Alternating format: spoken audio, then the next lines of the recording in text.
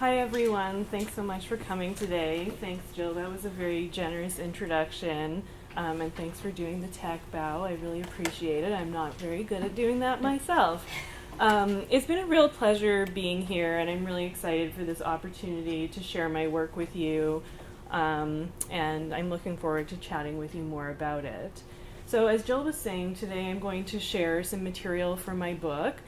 Unfortunately, the title has been changed since last we spoke. Now it's going to be called Writing Against Monolingualism, but it's still coming out later this year, so that's good.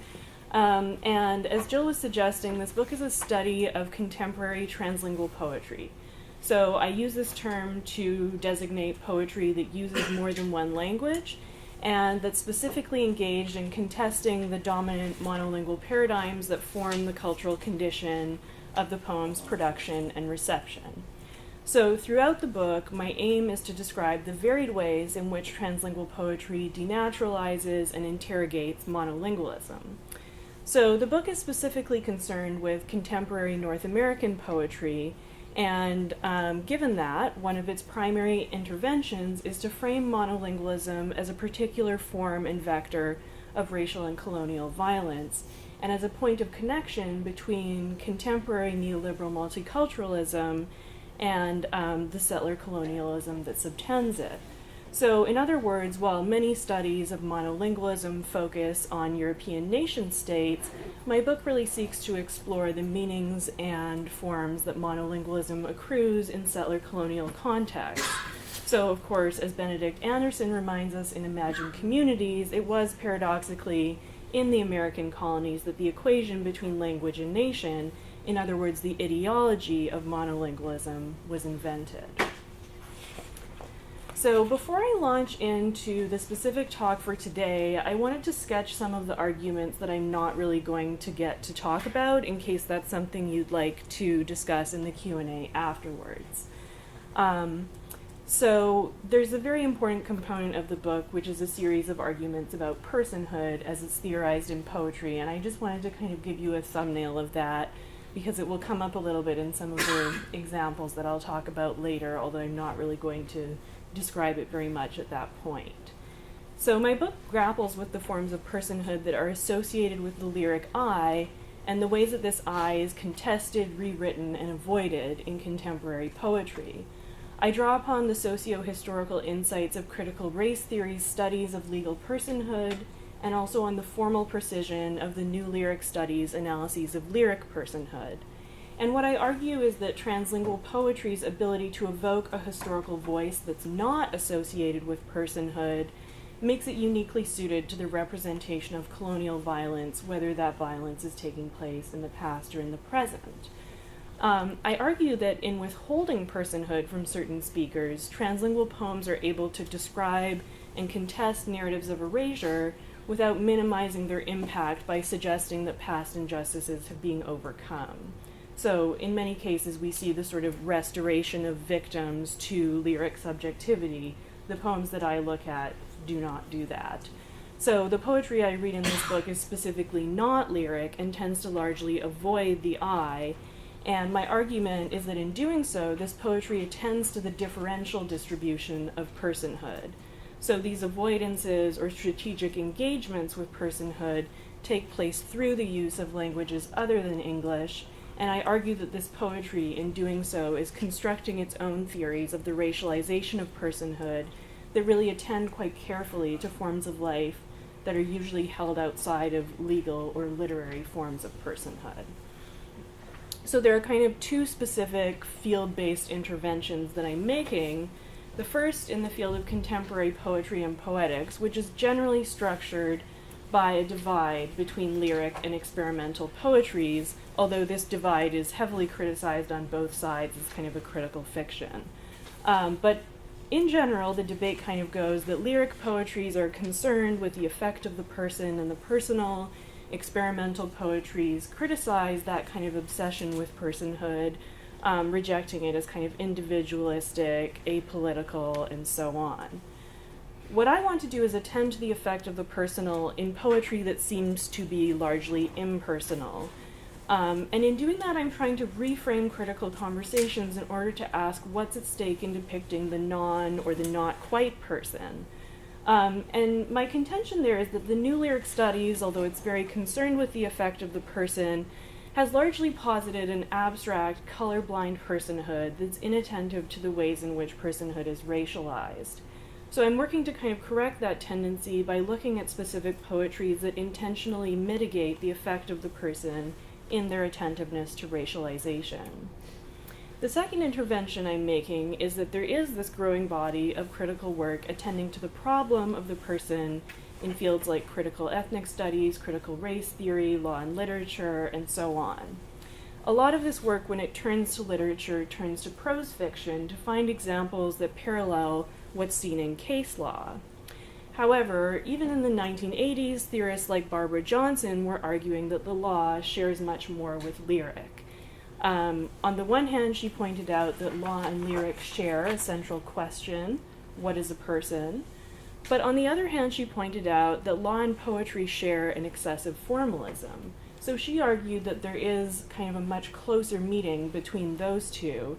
And my second intervention then is to try and inject these conversations about the racialization of personhood with the formalism attendant to the study of poetry. The experimental poems that I read use non-normative and invented forms, which are often understood as formless, in order to explore what happens to those who fall outside of the law's strict construction of the person. So in this way, my work is attending to the question of how the forms of life that don't correspond to the form of the person can be represented in order to contest that exclusion. So across the book, I'm working to show that this differential distribution of personhood that's traced and reflected in the poems I study is a specific effect of settler colonialism. So while full personhood is granted to the settler, the native, the arrivant, and the alien are all relegated, although not in the same ways, to the statuses of the non or the not quite person. So that's what this poetry seeks to inscribe, lay out, and explore. But unfortunately, all of that is somewhat in the background of what I want to discuss today, which is more specifically this contrast, this central tension between settler monolingualism and translingual poetics. So I'm going to examine this tension today by looking at two texts that share a very close relationship, although they were published over 350 years apart. The first is A Key into the Language of America by Roger Williams. This book, as you may know, was published in London in 1643, and it's a language textbook that purports to teach readers in England and New England to speak Narragansett, the language that was spoken in what is now Rhode Island. It's a wildly multi-generic text. It offers practical conversational exchanges in English and in Narragansett. It gives proto-ethnographic descriptions of Narragansett people, and it also has these small poems that give reflections on the cultural differences between English and New English people and between Narragansett people, often holding up the Narragansett as kind of a superior example. The second text I'll discuss is Tokenish, which is a long poem by James Thomas Stevens, who's a member of the Akwesasne Mohawk Nation. This poem was first published in 1994 and has been reprinted quite a number of times since then, and it contains numerous appropriated passages from A Key into the Language of America, basically about one on every other page. What I'm going to argue is that the performative dialogue Stevens constructs with Williams' text allows him to historicize settler monolingualism, representing it as a powerful but importantly limited cultural formation. So in turning to a text that makes Narragansett the language of America, Stevens points to a history in which English was not dominant and constructs a present in which it must interact with an indigenous language. Tokenish transgresses English language monolingualism, carrying over from Williams' text inscription of a pre-monolingual encounter, the possibility of a post-monolingual future. So I'll just turn to a blank slide for a second here. There are 4 sections to this talk. First, I'm going to talk about theories of monolingualism, offering a short sketch of some important recent theoretical developments. What I want to show is that even in very recent scholarship on monolingualism, There's been a pretty strong neglect to theorize the specific work that monolingualism must accomplish in settler societies, although the foundational importance of the American colonies, both English and Spanish, is frequently noted. It's not delved into very often. After that section, I'm going to introduce and explain my own theory of settler monolingualism, and I want to note that this term is not intended to suggest that settler societies are monolingual in a demographic or numerical sense. Instead, the term settler monolingualism highlights the ways in which English, which will be my focus today, is understood and even venerated as the natural, the appropriate language of America, to riff on the title of Williams' book. So I argue that fidelity to this language, whether formalized in law or practiced in culture, makes settler colonialism vanish from view. Languages of settlement like English are articulated as linguistic common ground.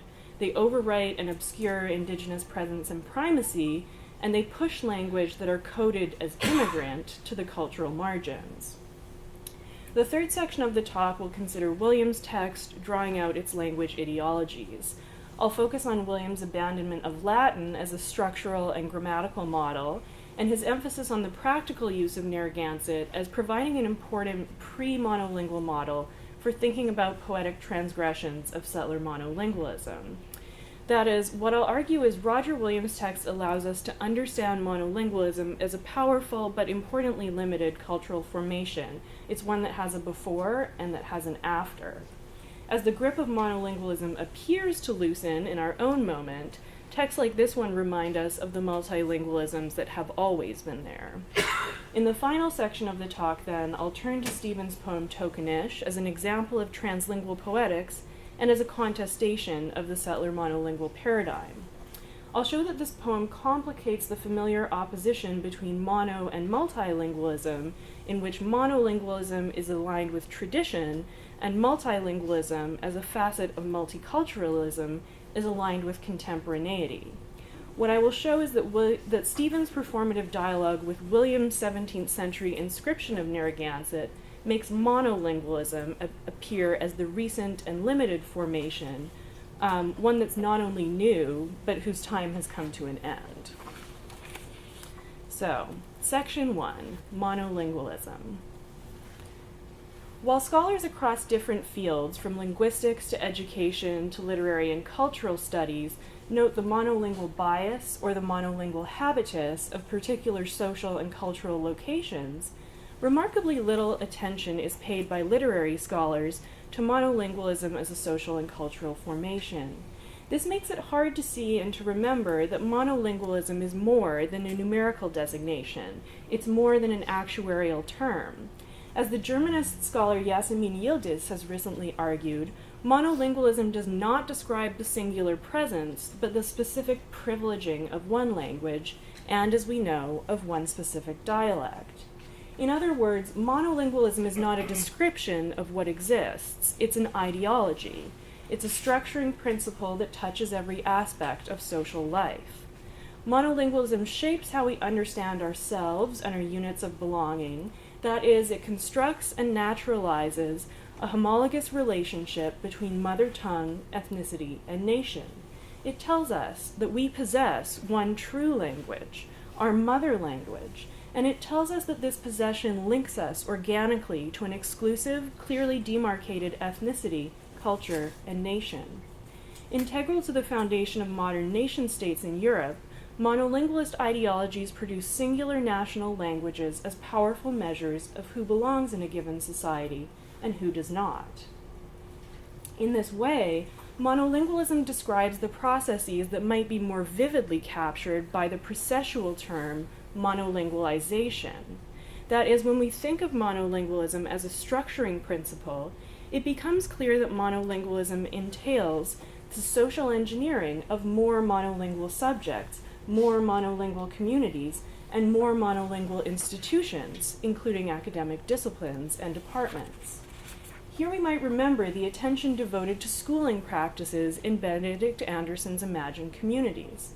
Anderson details the means by which the diverse linguistic landscapes of European countries and their colonies were re-engineered over time to produce more monolingual and more literate populations, arguing that there is, quote, a special kind of horizontal and contemporaneous community which language alone suggests, unquote. Anderson demonstrates the crucial significance of a common language for the nation as imagined community, and details the ways in which this community is produced through the cultivation of linguistic conformity, especially in institutions such as schools. In our contemporary moment, here in Canada, of course, a post-TRC moment, the tide seems to be turning against strict monolingualization, with theorists such as Yildiz describing the present as post-monolingual. That is, as a moment that is grappling with the legacies and consequences of the previously dominant but perhaps loosening monolingualist ideology. For example, the techniques previously used to produce monolingual populations, such as residential schools and U.S. Indian boarding schools, are now rightly viewed as genocidal. Moreover, in our current moment, the idea that multiple languages can, and perhaps should, coexist and interact is attaining new levels of prominence. We can think of supranational identities such as the European Union, which now works to manage rather than discard multilingualism. We can think of increased immigration and mobility, the spread of communication technologies, the hyper-ubiquity of media. These all come together to contribute to the sense that we're living in a time when multiple languages can come together in new and unprecedented ways. This shift in attitudes toward multilingualism makes multilingualism itself appear new. But forms of multilingualism have continued to exist, if not always to thrive, across the short span of centuries during which monolingualism flourished. What we need to think about then is how we can restore that longer history of multilingualism as we think about what monolingualism is and how it might be developing. 2. Settler monolingualism. Not only has very little attention been devoted to the study of Anglophone monolingualism, but still less has been paid to the cultural roles that language ideologies have played in the cultural lives of Anglophone settler states in the Americas. But scholars across a number of fields have called for increased attention to the politics of language in Anglophone dominant societies, from Kirsten Silva-Gruss in U.S. Latinx Studies addressing the American Studies Association, to Ray Chow's reevaluation of Anglophone postcolonial theory in her recent book Not Like a Native Speaker. And if the fields of education and linguistics offer ample conceptual models for how such studies might proceed, few scholars in literary and cultural studies have sought to query the language ideologies subtending and reflected in Anglophone North American literatures. My term settler monolingualism is intended to mark the languages enshrined as normative, neutral, and natural in North America, especially English, which I am speaking now, as languages of settlement. That is, the term settler monolingualism functions to outline the very brief span of time during which English has functioned as the language of America, as well as to name its proliferation as a specific vector of what Patrick Wolfe calls settler colonialism's logic of elimination. That is, the settler colonial societies established on this continent have spent the past few centuries working to dismantle the original linguistic diversity of this hemisphere as part of their broader project of destroying indigenous societies and replacing them with new settler states. As Benedict Anderson notes, settler nationalisms are different from European ethno-linguistic nationalisms. Quote, whether we think of Brazil, the USA, or the former colonies of Spain, he writes, language was not an element that differentiated them from their respective imperial metropoles. Rather, he says, because it's just a fact, these settler populations shared a language and a common descent with the European nations from whom they sought independence. Now, there are a couple of issues here. First, Anderson's comments risk overstating the linguistic uniformity of the American settler colonies. Many scholars have shown that numerous European languages thrived in what's now the United States through the 19th and the early 20th century, with some immigrant communities from Germany maintaining monolingualism for up to 3 generations. And of course, today, more than 20% of people in the U.S. speak a language other than English at home. More tellingly for my purposes, however, is that Anderson pays scant attention to the indigenous languages with which the European languages were forced into conflict, and appears not to believe that settlers' perceptions of their own legitimacy were threatened by the presence of indigenous nations whose possession of the blood-soil language linkage that they themselves lacked suggested their prior and righteous claim to territory. My term settler monolingualism, then, reframes monolingualist ideologies in order to show that language ideologies and policies are central to the settler colonial project. This term calls attention to several prominent historical narratives. Myth 1. The original languages spoken on this continent simply could not flourish. They were constitutionally incompatible with modernity and therefore vanished. No one is to blame in that scenario. Myth 2. This departure made peaceful way for the flourishing of English language monolingualism, which formed a linguistic common ground. Myth 3. That this common ground is only just now enriched with a sprinkling of tongues that are immigrant and new. We can see here the different temporalities attributed to different languages, the ancient and disappeared indigenous languages, English, which then becomes old or established in their absence, and the new immigrant languages, which can be accommodated as heritage or cultural, allows Anglophone North American societies to describe themselves as tolerant, multicultural, and accepting of difference. Such narratives usher the ongoing violence of settlement safely off stage, where it disappears from view. To name the use of English as settler monolingualism, then, is to center indigeneity as a category of analysis and to center the fact that white settlement in North America requires the displacement and elimination of indigenous peoples from this land and the exploitation of people of color to develop it. To speak of settler monolingualism is to mark the ways in which everyday linguistic and discursive practices present settlement as a done deal that can be relegated to a perhaps regrettable past. By describing the use of English, or the framing of it as linguistic common ground, which is transgressed, violated, or perhaps supplemented by other languages, as settler monolingualism, I aim to mark the everyday politics of language and usage as an important, if often overlooked, site at which the ongoingness of settler colonialism is made evident. Because this site of ongoing colonization exists in language, it invites modes of resistance, refusal, intervention, and interrogation that work in and through languages. I argue, therefore, that translingual poetics offers a unique perspective on Anglophone North America's dominant monolingualism.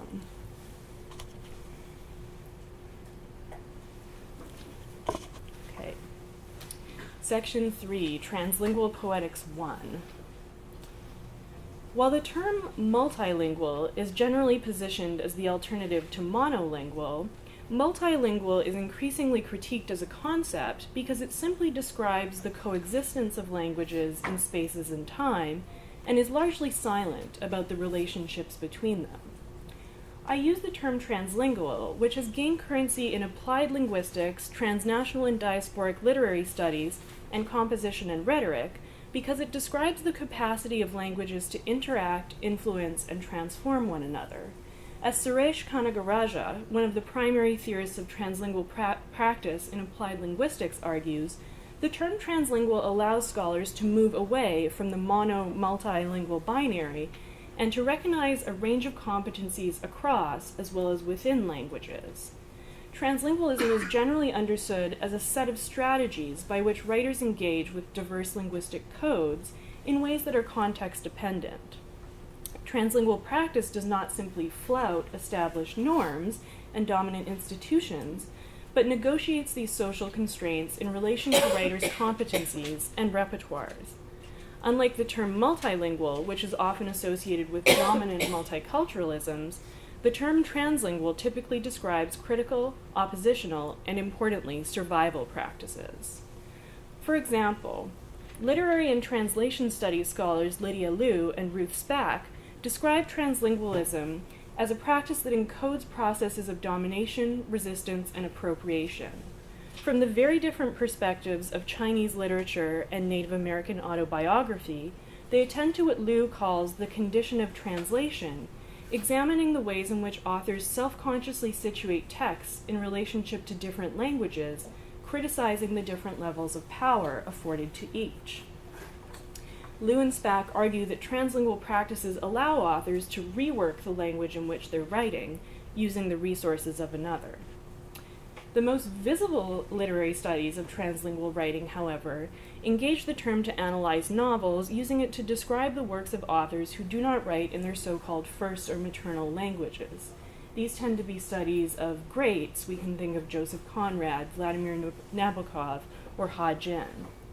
But what about poetry, which has a very long history of being written across and between languages? I argue that poetry's capacity for extreme forms of juxtaposition and parataxis means that the sharp contestations between the monolingual paradigm and the linguistic gestures that transgress it are conveyed with particular vividness in this genre. In order to shift away from the centrality of authorial biography and linguistic skill implicit in others' use of the term translingual, I emphasize translingual poetics to highlight the linguistic makeup of text and the language ideologies encoded therein. I use this term to refer to poetry that is self-consciously situated between languages and that attends to the complex processes of domination and refusal that can be observed and interpreted from the discursive context of each. Translingual poetry foregrounds historical processes of contact, colonization, migration, displacement, locating the evidence and the effects of these violences in language and in languages. So the poems that I look at refuse to presume or to perform translational equivalency. Rather, they're relying on procedures and effects of untranslatability, of opacity, of non-comprehension.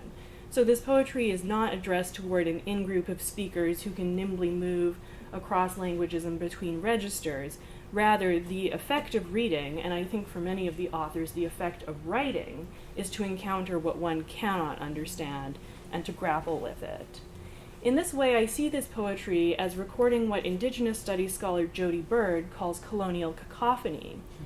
It tries to capture the discordance created when multiple worldings or multiple ontologies are forced into contact.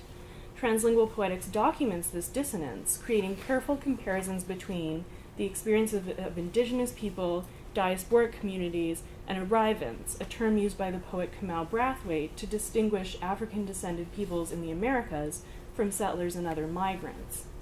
Translingual poetics pierces the white noise produced by the settler state in order to listen for something beyond it. So this kind of brings me to my first example of translingual poetics, which is Roger Williams' A Key into the Language of America. Infamously, this book was written during an Atlantic voyage back to England, where it was then published, and the multi-generic structure of Williams' text reveals an innovative adaptation of the language teaching models in use in England during the 17th century. That is, A Key is a practical phrase book for traders and travelers, and it did not present the Narragansett language by working through its grammatical structure.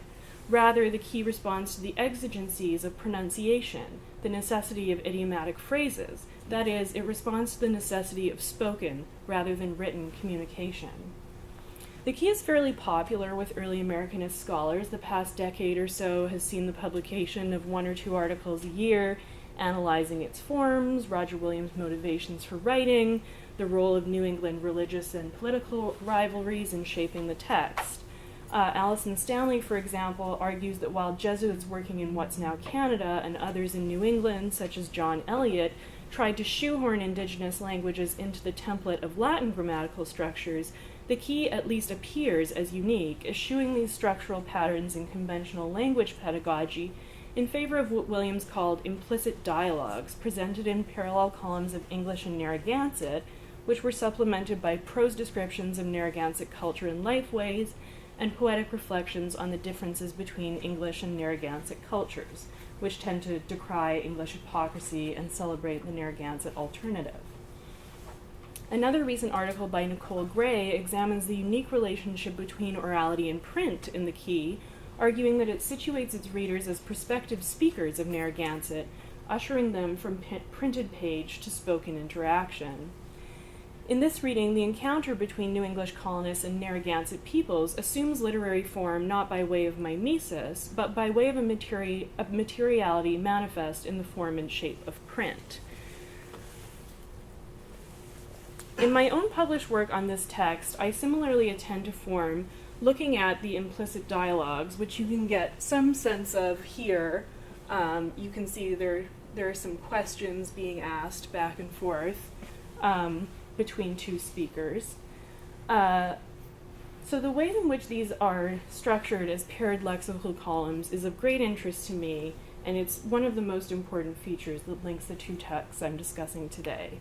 So a lot of scholars debate how these columns ought to be read. David Murray argues that 17th century readers would stick to the right-hand English language column, while others suggest that readers would move back and forth, actually trying to pronounce the words in Narragansett. My reading by way of Stevens' poem sees a more dynamic exchange between these columns. Although Roger Williams is an exemplar of an emergent colonial order, as someone who is banished from one colonial society and forced to seek refuge among the Narragansett, this text serves as a powerful reminder that there's a long history preceding the imposition of monolingualism. That is, his lexicon places English on a relatively equal footing with Narragansett. The book explicitly positioned Narragansett as what we would call a modern language, one that readers might truly need to know. So to read this and to remember that is to see that he's depicting a moment that's radically unlike our own. Ironically, however, the publication of this book did lead to Williams being granted a charter to found a new colony in Rhode Island, so while the book's language ideologies may seem in some ways more progressive than some of its contemporaries, it's very much bound up within the colonial project, which makes it a surprising resource for Stevens in Tokenesh.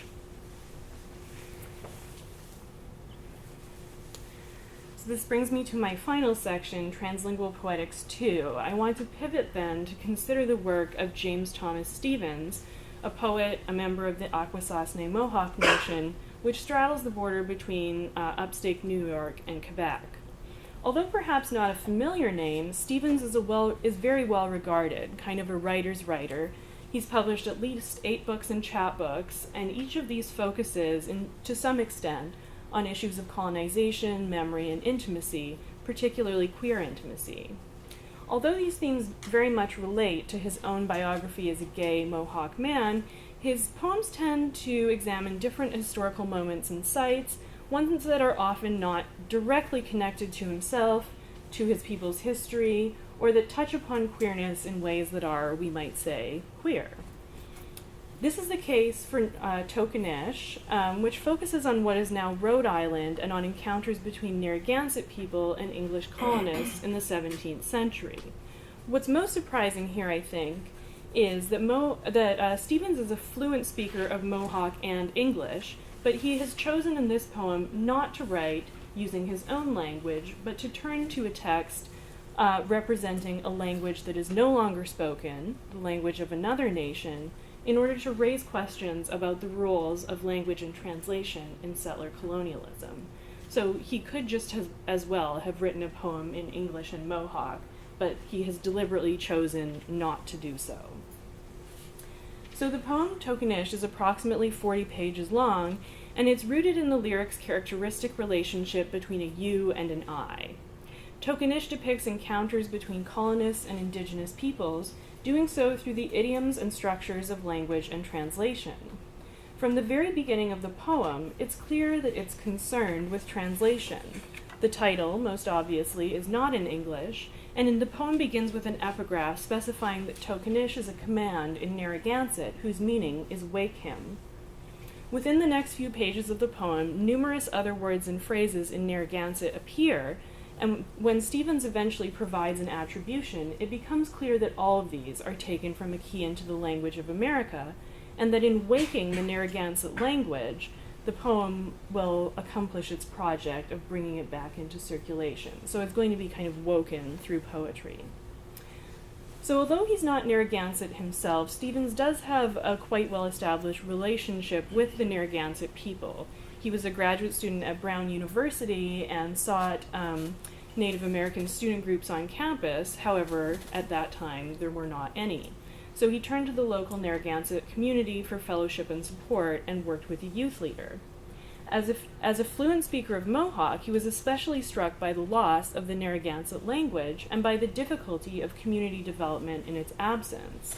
So rather than quoting from the kind of living language of a present-day community, the use of Narragansett in Tokenish evokes a colonial encounter and its textual inscription, as well as a kind of chain of events by which that language is no longer spoken today. In this way, we see that language and translation are a kind of central concern, and as the poem progresses, the lexical columns appropriated from Williams' text, which you just saw, become the form that designates historical and contemporary encounters between European and indigenous individuals and groups. Now, perhaps surprisingly, it's by calling attention to these colonialist and proto-ethnographic features of Williams' text that Stevens creates a richly erotic texture within his own. In particular, Stevens often appropriates passages where Williams describes the bodies of the Narragansett, contextualizing these within the erotic encounters narrated in the present of his own text. Just before the end of the poem, we see this. So if you remember, in fact, some of the words in these columns were from the page I previously showed you from A Key into the Language of America. And then we have a kind of replication of that multi-generic form, switching back and forth between lineated poetry and prose sentences. And you can see he has a quotation here from Donne's Devotion 19. There's a very substantial engagement with Donne in this poem, which I'd be happy to talk about later. So the visual structure of these lists, in my reading, suggests a highly sexualized encounter between what at first seem to be equivalent parties. We had Municheke approaching the hand, Apome brushing against the thigh. These lists seem to eroticize physical contact between two bodies, and perhaps by extension, between English colonists and Narragansett people. However, they also demonstrate a lack of equivalence between the two languages. So the body parts here, as I indicated, they don't all appear together in one section of the chapter. They've been collaged and selected from throughout the chapter and rearranged using a similar form, generally eliminating plurals to create more dense sound patterning. Another thing we can notice, though, is that the English we see in this right-hand column is not exactly contemporary. We have belly spelled with an IE. We have neck with an E at the end. So the English is quite obviously archaic. This, I think, reflects back on the Narragansett column. If the way in which these languages have an encounter is when English is kind of out of time, a kind of historical or past version of English, I think Narragansett is similarly relegated to the past. On the one hand, these archaisms are kind of carrying a special charge for their unconventionality, which may seem to be part of the text's eroticism, but on the other, the fact that this English is very uncontemporary similarly places the Narragansett as a kind of textual oddity outside the realm of contemporary usage. So the form of the lexicon creates a temporal distinction between the languages, but it foregrounds a kind of relation between them as well. On the one hand, it evokes similarity and equivalence in that they have this similar form. On the other, that sense of pastness that inheres from the English, which of course is more broadly understandable, reminds us of how fully one language has dominated the other. In rearranging the body parts from Williams' text into these two columns, which face each other, meet each other, and perhaps even seem to touch, Stevens evokes an encounter between two people, or two peoples, that is at once in history and in the present. That is, in using the antiquated language from Williams' book, he makes it very obvious that what he's talking about is also historical. And yet, these encounters are contextualized within the present of his text and its own erotic encounters. There is something new here. These are not the lists that appear in the 1643 phrase book, and they're situated within the context of a contemporary address to a lover. That is, the poem very frequently speaks in a seemingly direct way to a you in the present moment. We often have these very long, very amorous lines like, "There is a space between your torso and mine where travel goes. You are an island or the name of an island," unquote. So it's clear that the linguistic history represented through the use of Williams' text is very much a part of the present, and that it conditions Stevens' own location within the present and gives him a unique capacity to understand that relationship between present and past. Now, as early Americanist and early modernist scholars studying a key into the language of America often note, the implicit dialogues, which take the form of these kind of lists here that are depicted in Williams' text and then, of course, here appropriated into Stevens, are actually not between Narragansett peoples and English peoples.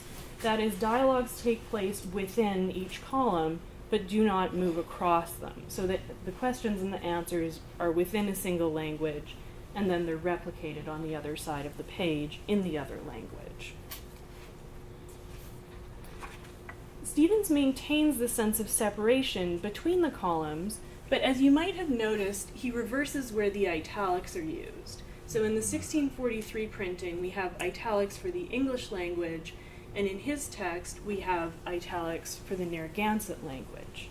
Now, I have seen some scholars of book history suggesting that the use of italics in the English language column in the original printing of the key indicates that the English language column was to be read silently. So they draw on Roger Williams' numerous comments about pronunciation that appear in the opening paratext in order to argue that readers would fumble their way through pronouncing the Narragansett text aloud and then would kind of glance silently at the English language column to get the meaning. I'm in no position to assess whether that's true, but I think it provides an important context for thinking about the use of the italics here. So Stevens does not import any of Roger Williams' comments about accents and pronunciation into his text, so in this way I think his use of italics to write the Narragansett column can be read as a representation of the silencing of Narragansett. This language is considered not to have had any native speakers since the mid-19th century, although activists and scholars are very strongly pursuing revitalization efforts. So the encounter Stevens depicts, one that is embodied and linguistic, reveals the differential temporalities attributed to and imposed upon different languages of America under our settler monolingual regime. In working with the Narragansett language, a language that's not his own and that seems not to be a part of the present, Stevens shows that the contestations of settler monolingualism accomplished in and through translingual poetics are powerful tools for reimagining and perhaps moving toward a post-monolingual future. That is, in turning to a text whose composition precedes the formulation of monolingualist ideologies in Europe, the imposition of monolingualist policies in North America, and whose own linguistic makeup describes an often forgotten history of multilingualism, I should say, in what is now the United States, Stevens reminds his readers of the relative brevity of settler monolingualisms and of monolingualist ideologies in general. His poem points to the ways in which futures that stretch beyond the narrow horizons of this ideological formation can be built by returning to the pre-monolingual past, that is, by engaging the inscription of other languages and then putting them back into circulation as poetry. In this way, he works to close the chapter on monolingualism and on the forces that sought to silence Narragansett. Thank you.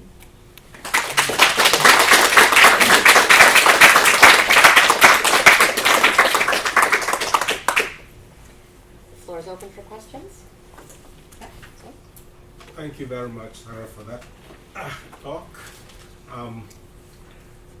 I was wondering, as you were talking about the attempts in different parts of the empire to deal with monolingualism, different attempts in the Caribbean, in India, in Africa, in which writers took the approach of deterritorializing English or French or any of the European languages. I'm not aware, I mean, there could be examples of a similar procedure or strategy in indigenous American writing. But would you include, if there are examples of that, would you include that in what you call translingualism? Would the poetics of such work be part of this body of writing that you've been considering? I think it's a really great question, and one that I have thought about quite a bit, although not necessarily within the context of this book project. So with the Ruth Spack book that I was talking about, she would be an example of someone who's making an argument more like what you're describing, where she's reading numerous autobiographies of Native American writers who went to U.S. Indian boarding schools, and she detects within these autobiographies that they are seeking to remake English in a critical way that's really accounting for it as an imposition and as kind of carrying the trace of the loss of these other languages.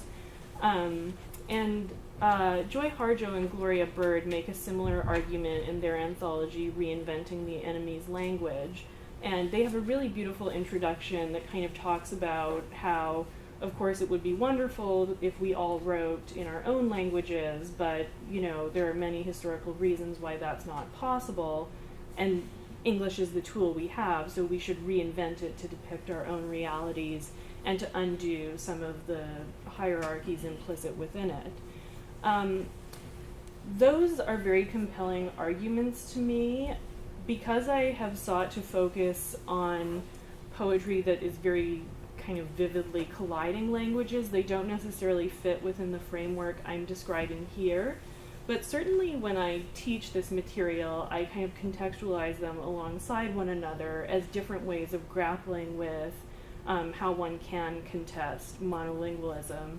And I think these different genres speak to very different audiences. So this is one thing I was saying a little bit at the beginning of Anne's class yesterday. A lot of people come to this kind of translingual poetry and view it sort of in line with an Anglo-American modernist tradition in which, you know, thinking about Pound or Eliot, there's this sense of erudition that goes along with the use of multiple languages that can be very alienating and off-putting, that makes people feel as though they're not smart enough to read it. I don't think that's what this poetry is doing, but when I teach it to students, I want to show that there's a very broad range of linguistic strategies for contesting monolingualism. This is one, but it needs to be seen alongside other ones that are more like deterritorializing English and reclaiming it or reinventing it. So as I listen to you speak about monolingualism in North America, I find myself thinking about official bilingualism in Canada and the Quebecois separatist movement. So I'm thinking about how we often appeal to language in kind of ethnic self-determination, and how in Quebec that also functions to elide like the ongoing effects of colonialism and Indigenous languages there. So I was hoping if you could comment on how what you're speaking about, the way that the second poet will use a language that is not his own in order to awaken it. How do you see that impacting like practices of like sovereignty and self-determination and so forth? Yes, it's a great question because it's a very kind of vivid concern within Indigenous literary studies. To what extent is it kind of transnational among Indigenous nations, and to what extent should literary nationalism be practiced, studying works within their own national, or in the U.S. case, tribal traditions. But I think the issue of Quebec also is a really interesting complication. I was very nervous to give this talk in Canada because I was like, everyone's just going to say it's not monolingual. And if I had written the book as only a Canadianist book and as one that never deals with any US-based literatures, one of the arguments I would have made in it would be kind of going back to the sort of two solitudes thing and sort of saying, we call it official bilingualism, but really we just have two settler monolingualisms. And I think there's a lot of really exciting new work being done on the kind of self-indigenization movement in Quebec, where various kind of somewhat fringe, but not as fringe as you would hope, sectors of society are sort of saying that, you know, in fact, we've lived here for 10,000 years, 12,000 years, 20,000 years, but it's like they're making these very kind of wonky and bizarre claims to indigeneity as a sort of way of justifying a kind of French language, ethno-linguistic, sovereigntist ideology. So I think what really needs what really comes out in an interesting way through poems like Stephen's is they're kind of representing historical documents in a way that we might think of as quite scholarly. Like, you could be an early modernist and talk about the same kind of thing, even looking at the same text, but poetry is speaking to a different kind of audience. It's moving through different publication networks. So I see it as quite a direct intervention into those kinds of ideologies to sort of say, well, your history's not right. What do you do with this? And, you know, like I said, that's something we could do as scholars, but I see a lot of the poets as engaged in a quite parallel practice of historical work that's simply using the exigencies and structures and publication networks that are enabled by this other genre. So there's something quite directly interventionist about these practices, I think, that really seeks to disrupt some of these ideological moves that people want to make by just giving the documents and saying, well, no, look at this. I appreciate the careful delineation of the various prefixes. Mm-hmm. Mono, multi, trans, post-mono. Yeah.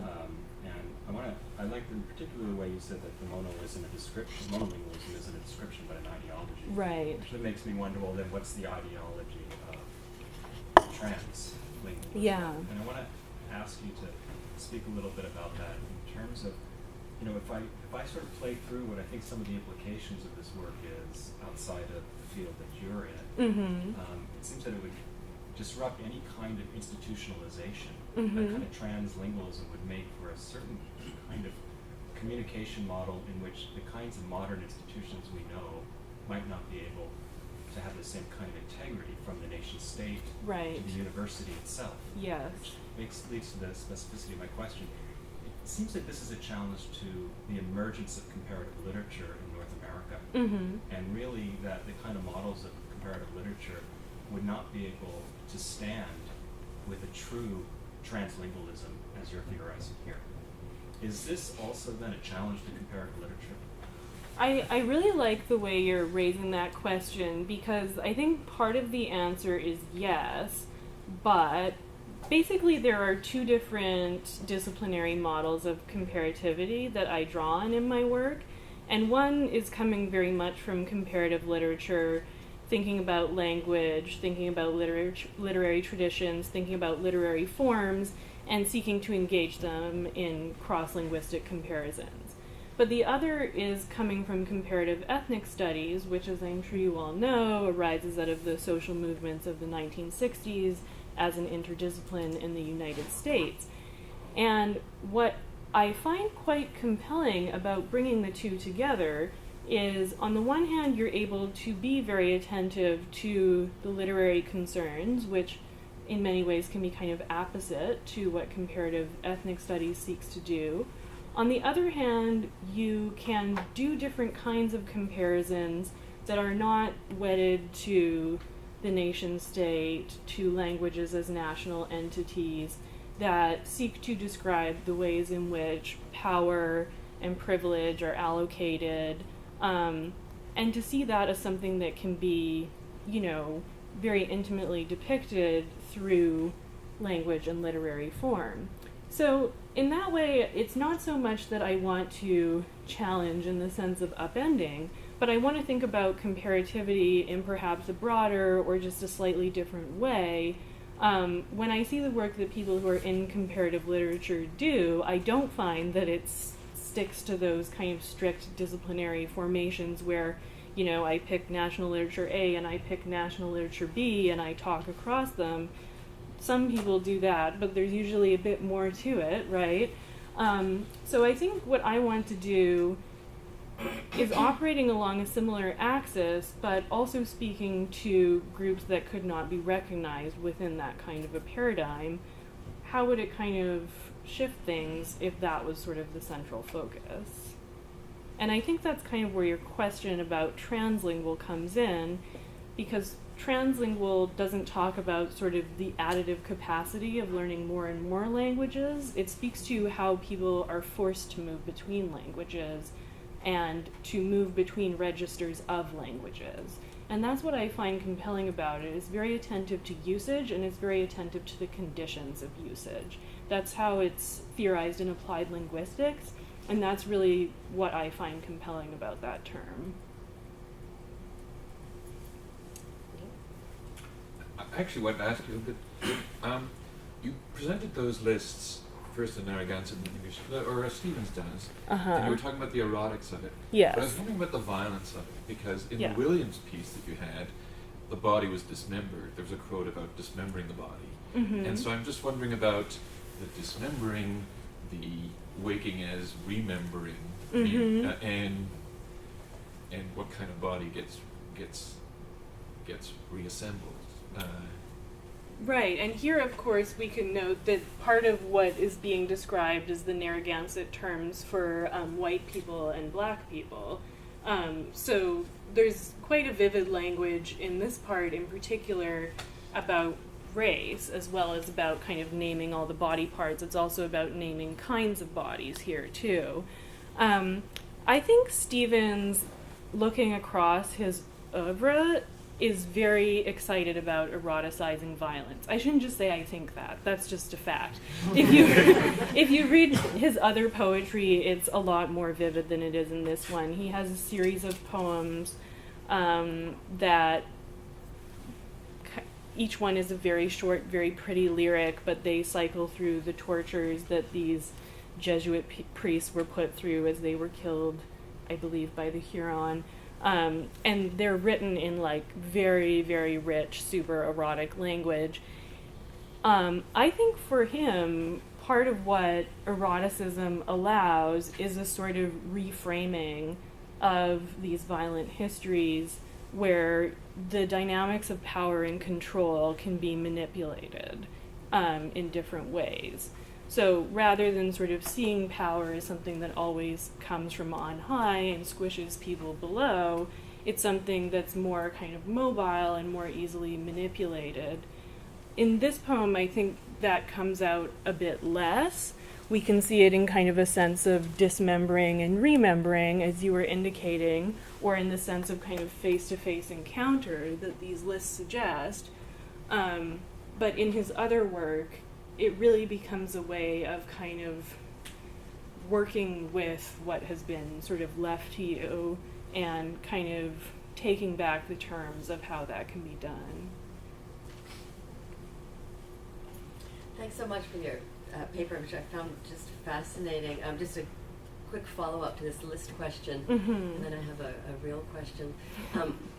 One of them is what I thought of when I saw this list of body parts was the formal device of the blason. Yes. This erotic, this which is a very ambiguous and ambivalent formal device, which is lavishing praise on every single body part of the beloved, but while it's doing that, of course, it's cutting the female body always up into pieces. So it's it's this kind of savage, violent adoration that's at the heart of so much of Western love poetry. Yeah. So I just wanted to pause on that for a second. Also, I was really intrigued by what you said about the italics, whether or not, if it is historically, italics is linked with silence somehow. Yeah. And if you switch them, if this author has switched them around, silence in the former case would be, the silence in that case would speak of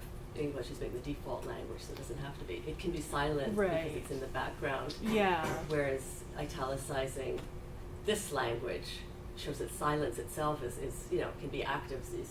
A language could be silent or silenced. Yes. And that this property of silence per se doesn't mean anything. So the opposition is not between speech and silence, between writing and speech, but everything has a historical, political valency. Yeah. My main question, though, had to do with the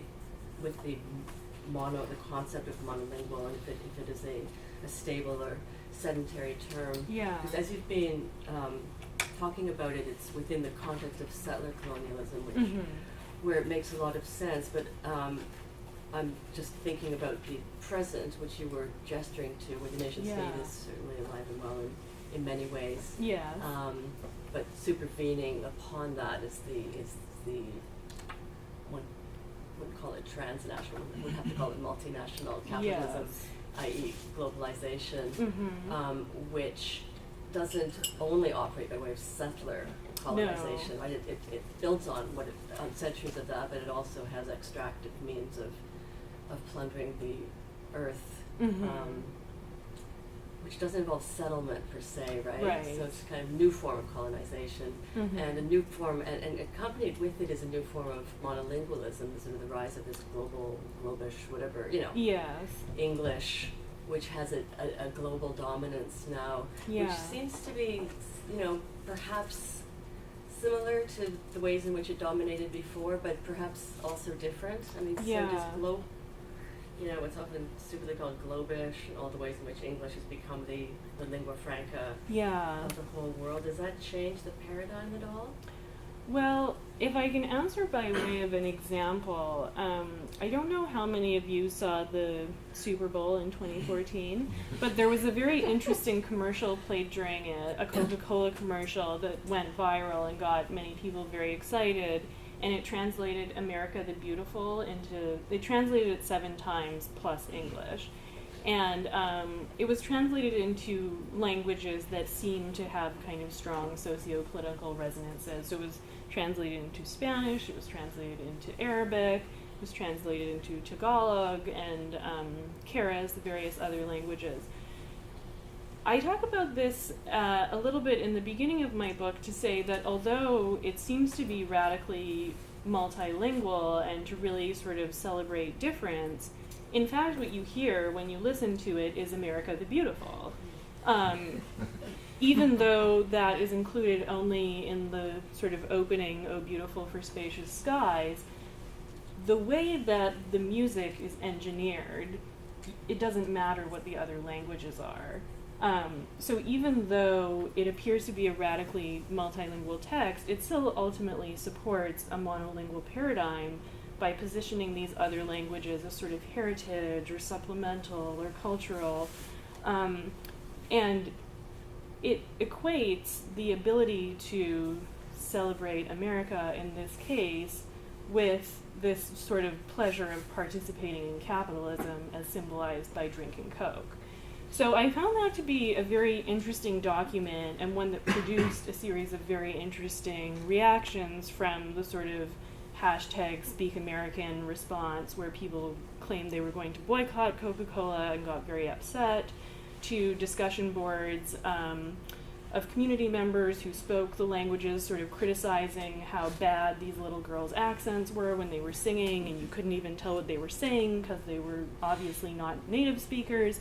So it generated this whole kind of web of reactions that I think on the one hand suggests there was a kind of global audience for it, and it was replayed during the Sochi Olympics, that sort of proposed this kind of radical unification that would take place through multilingualism, paradoxically. But on the other hand, multilingualism was merely an aesthetic effect.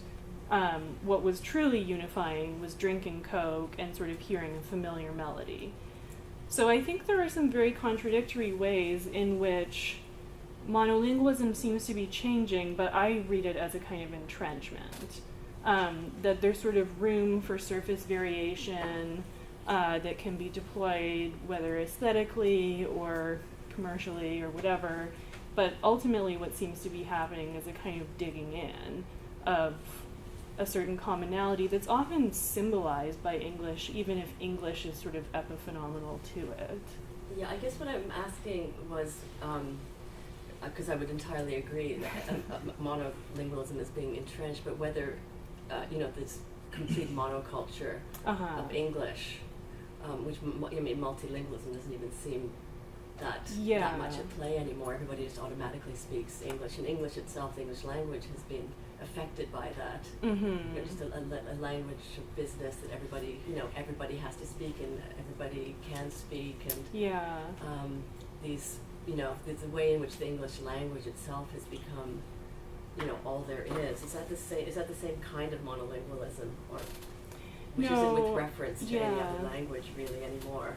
No, I think it is very different because what kind of goes along with that and pushes up against it is like an incredible variety of mutually unintelligible Englishes. So on the one hand, there's this incredible spread, which seems to be very like monologic, but on the other hand, as English sort of develops differently in all these different places, I think it becomes a series of different languages that we can call English. So it's hard, I think, to just have kind of one statement about that because both things are very much true. On the one hand, there's this, I think, lamentable and frightening reach of English, but on the other hand, people are infinitely creative and have incredible capacities for resilience, so I wouldn't want to restrict what I think can happen with their own ability to make English something else. I wonder about translingualism. Sorry. No, that's Okay. Larry will be next. Whether you've thought about macaronism? Uh-huh. Because if you think about you have examples of I'm coming from Europe, so that Sure, I'm yes. used to poetry in many languages, Yes. which is poems with in English, no English, sorry, Czech, German, Slovak, Hungarian, all Yeah. together, which are semantically clearly following one line. Yeah. And I think that would be a very interesting point of comparison. Yes. One small comment, the combination of ethnography and literary science that was done by the formalists, by the Russian formalists, Yes. and they like Jakobson and Bogatyrev were combining both, so Yeah. it's nothing really new. Sure, yeah. But the macaronism is something I would be very interested in. Yes, I'm quite interested in macaronism or macaronic as kind of a genre term as well. The reason I decided not to use it was because I think its historical associations can kind of overpower what's actually going on in the works that I'm discussing. And coming at it more from an English language tradition, it has some satirical connotations which don't really speak to what I see happening in this work. So I also don't really see, often in macaronic work, you have a vernacular language's vocabulary combined with Latin inflectional endings, and this contemporary work tends not to blend individual words in that way. It tends to collide short phrases or passages slightly longer than that. So I think macaronism is an important precedent, also the cento, even though it usually is within one language. But I think beyond the kind of general category, the specific components of the genre don't really carry over into this poetry. Thank you. Well, this whole discussion has been fascinating. I just want to push a little bit more on the term trans, Uh-huh. the prefix trans and the translingualism that you're working with. Mm-hmm. I wondered, first of all, if it plays a part in your change of title, Mhm. whether, against monolingualism, Yeah. that shift represents an embracing of translingualism on your part. Mm-hmm. But the real question I had is whether, and I may have misunderstood, but whether you were claiming that both the Williams and the Stevens texts were translingual. Mm-hmm. And if so, I sort of wanted to question that or perhaps even challenge it from the point of view of 17th century colonialist discourse. Right. Basically. And it may be that I'm here bringing some of my own sort of hostility towards the many panels I've heard of people talking about Williams as if he's the first sort of, liberal, tolerant. Right. So, but my own reading, even of that page that you gave us, and this is picking up on Neil's remark, is that Williams is being very conventional in effect, positioning the Amerindiges language that he's studying in the present for commercial and colonialist purposes, Yes. but positioning the actual speakers in a prehistorical, pre-cultural past.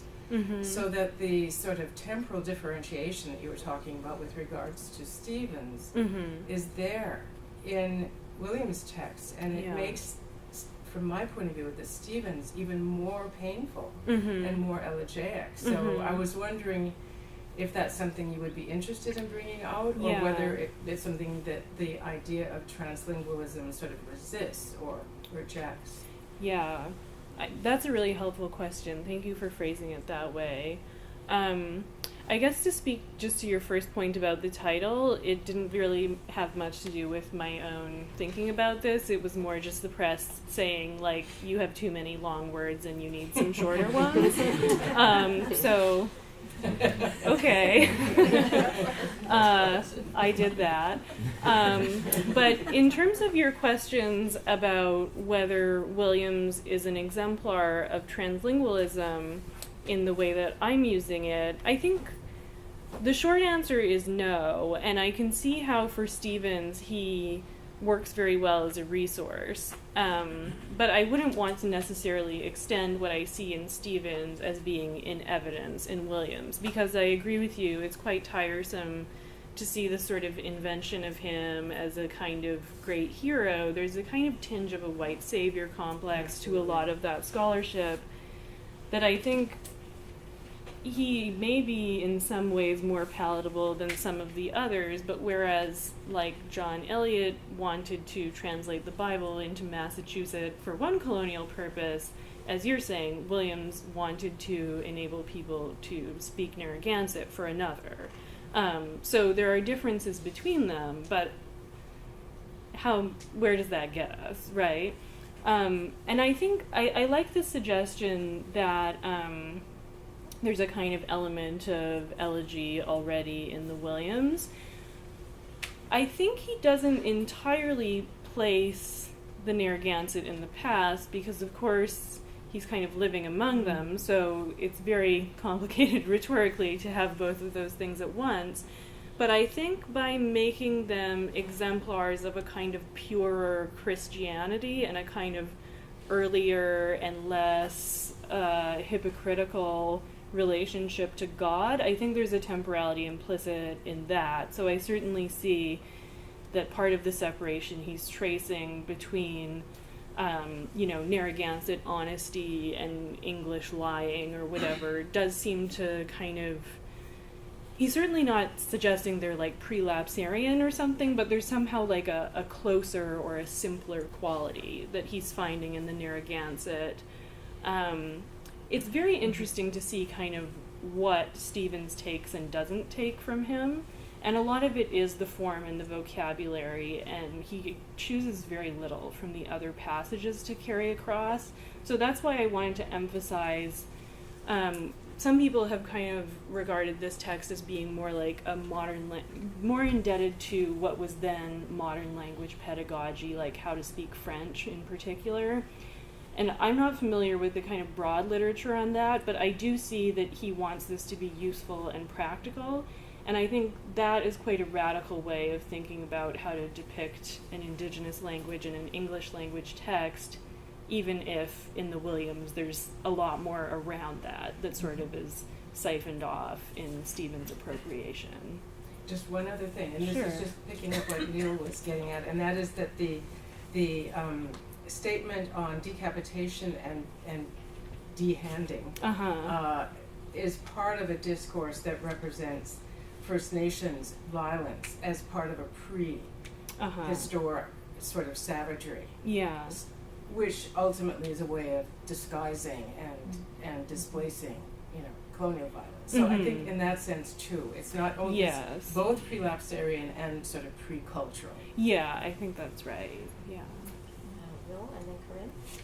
Okay, thank you for a fabulous talk. I wanted to pick up on some of the concerns that Mary raised about the relationship between Stevens and Williams. And thank you for the Stevens text. I didn't know it. It's great. You should buy it. And it seemed to me, as you presented it, to be in dialogue with a series of experimental American poetic works Yes. that, in a way, capture and twist 17th century texts from Charles Olson to Susan Howe. let's Yes, say. very much and so. so when you started your presentation, you talked about these poles of experimental and lyric. But I was wondering, to what degree is the multilingual in Stevens actually a contestation within the experimental tradition, rather than a reaction against what's going on necessarily in the lyric? Yes, I think that's a very appropriate question. I've noticed that when I present this work among kind of experimental poetics audiences, they kind of like know who he is, but sometimes they think he's not that cool, he's not that edgy, and I think this is a big part of it. I think in this case it's not so much that his use of other languages makes him seem to be contesting something. It's that he roots this within a very kind of personal seeming love lyric. And I didn't give very much of that, but you know, in the introduction to the book, he says his poems are essentially love poems, and all of that is very kind of not hip within this experimentalist framework.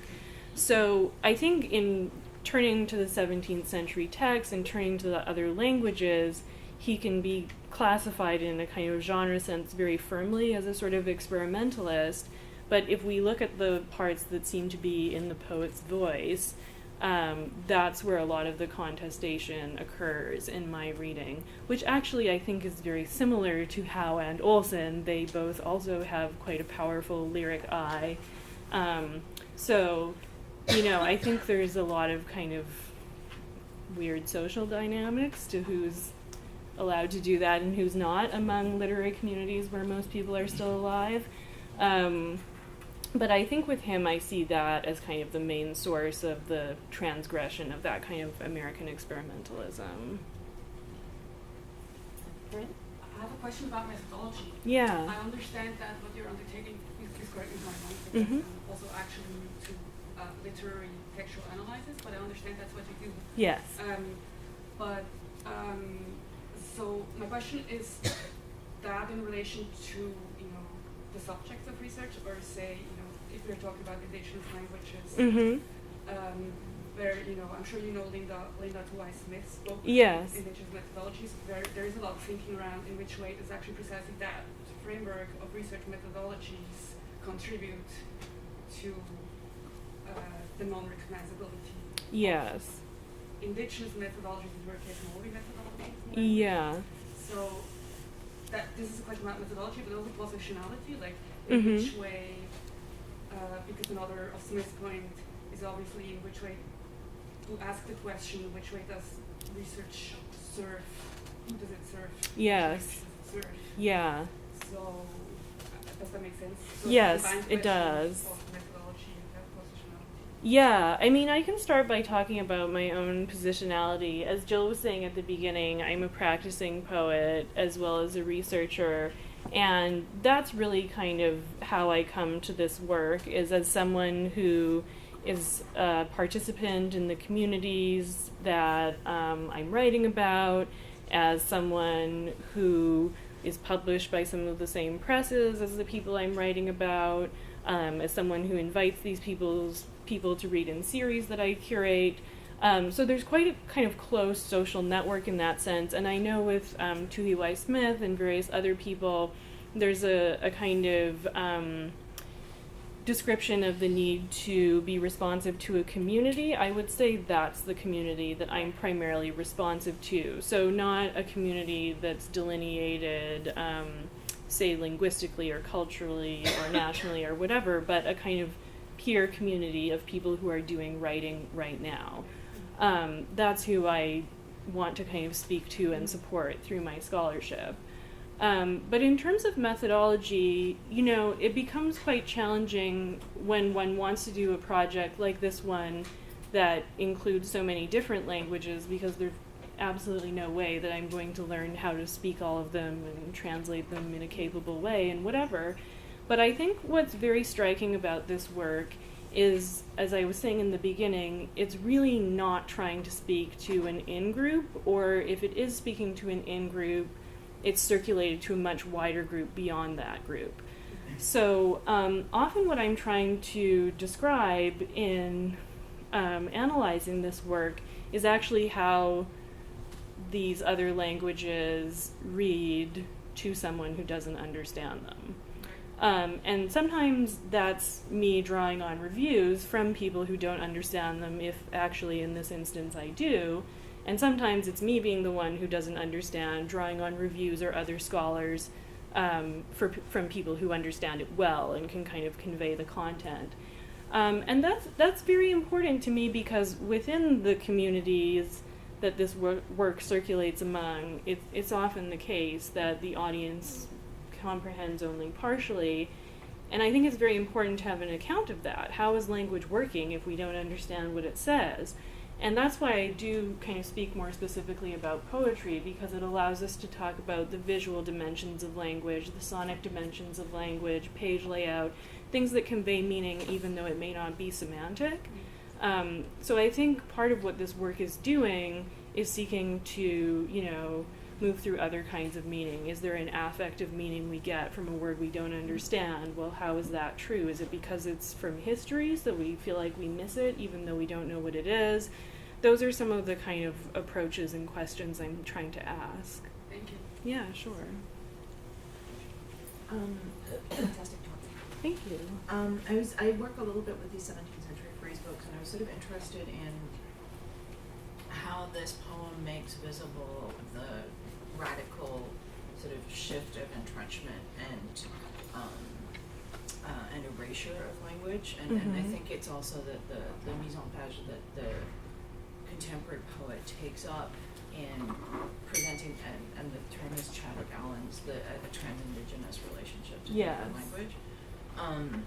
They're thinking about how that decenters the archival primacy of text. I just wondered if you wanted to think about Sure, that yeah. shifting. Yeah, so one thing that really attracts me to Stevens is a lot of his work is kind of exploring these trans-indigenous connections. So he has another book of co-translations with Carolyn Sinavayana, who's a Pacific poet, and they're working across, in this case, Mohawk and I'm blanking on her language. Anyway, they're working across each other's languages in order to create new poems in English. And then there's this example too, and in various other works, he's really thinking quite carefully about these kinds of connections. So I see him as a kind of particularly rich source for kind of thinking through what does trans-indigenous practice look like. And I think this document, The Key into the Language of America, raises some very interesting questions about language revitalization, if that can be another way to sort of phrase some of the concerns you're raising in important ways. Because on the one hand, we read this text and we sort of can't forget that this is the document, in fact, that allowed Williams to get the charter for a new colony. So it's like, even though that may not be the point of the writing process or whatever, it's just so closely bound up in that colonial history, we can never sort of seek to say, as you were suggesting, that Williams is anything other than a colonist, a trader, a exploiter, I guess.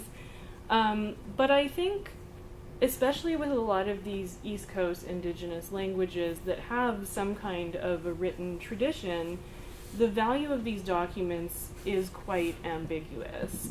So in the book chapter where I talk about this, I also talk about this film about the Wampanoag, which is called We Still Live Here. And the Wampanoag have this really, really large archive of written documents in their language, which they were able to use to revitalize their language from no native speakers to quite significant numbers of native speakers over the past maybe 10 or 15 years.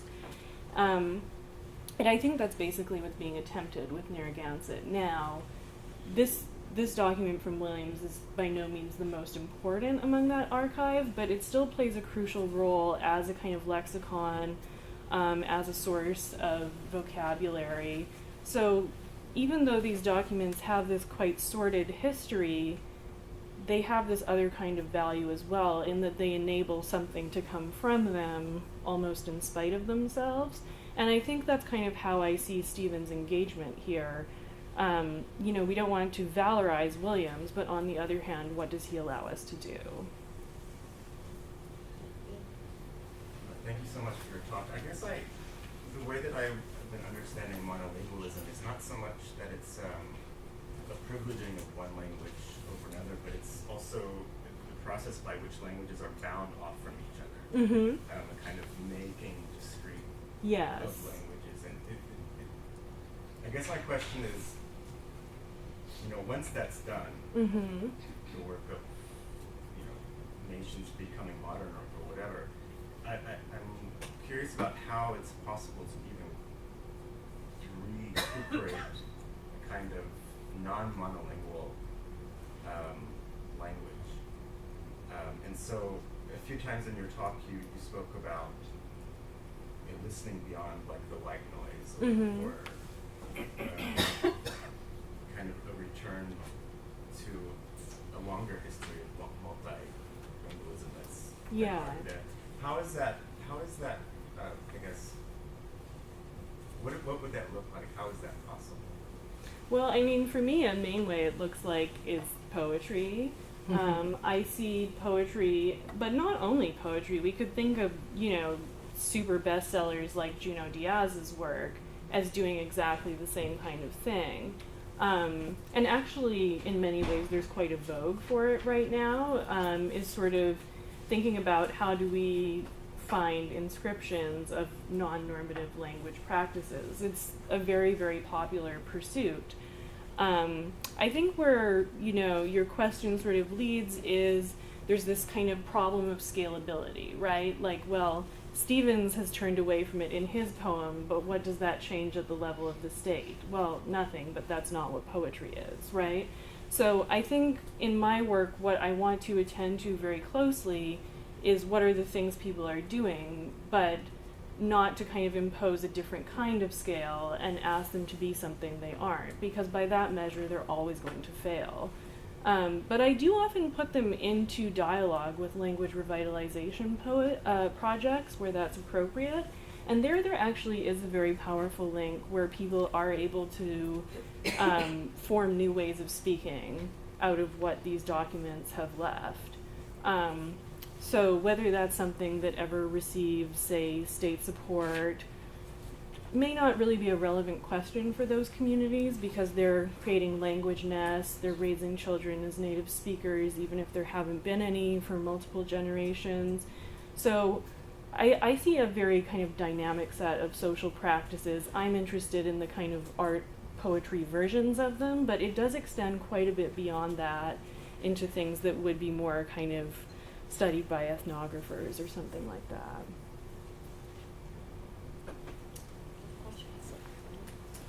I was wondering if you could talk a little bit about the stuff that you mentioned at the beginning that you didn't get to talk about lyric personhood. Mm-hmm.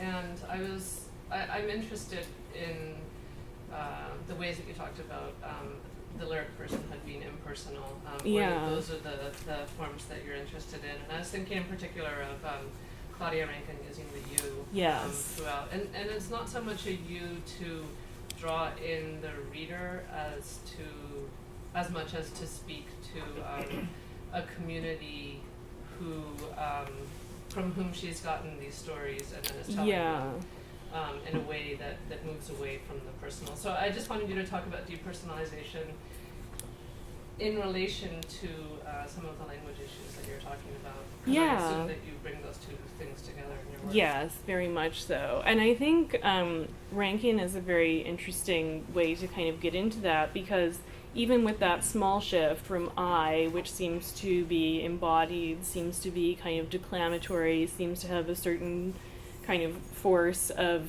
declaring itself into being, you can function completely differently as a kind of separation from us, as a kind of accusation. So there's a certain kind of depersonalization already in just that pronoun shift, which I think is quite fascinating. And she actually has a number of oblique comments in that book about dragging a language out of the past and things like that. So I see Citizen as being in dialogue with some of the things that I'm talking about, although of course it is entirely in English. What I often find in these works is there are sort of depictions of personhood that are slightly askew. So in the longer chapter on this piece, I talk about these kind of lexical lists of body parts as being kind of depictions of a person's body that don't carry a connotation of legal personhood or of kind of subjectivity.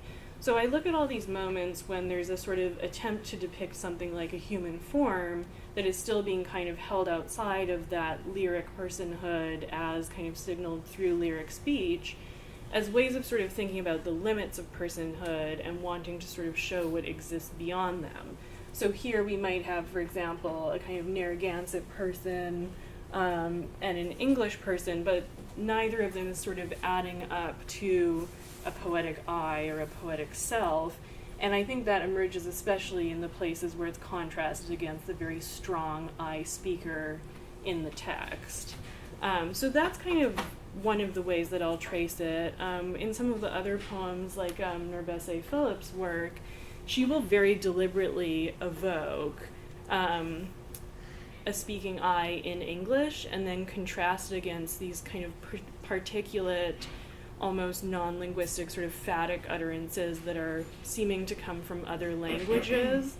And it really creates a very strong contrast between a person who is recognizable as a person because they conform to the kind of genre of lyric personhood, or at least closely evoke it, and then these other utterances that seem to come from bodies, but they're the bodies of people who've been enslaved and therefore are not accorded that same legal, and she's saying, or literary status. Okay. Any other questions? Okay, I think we've put you through the ringer, so thank you. That was Thank wonderful you. talk.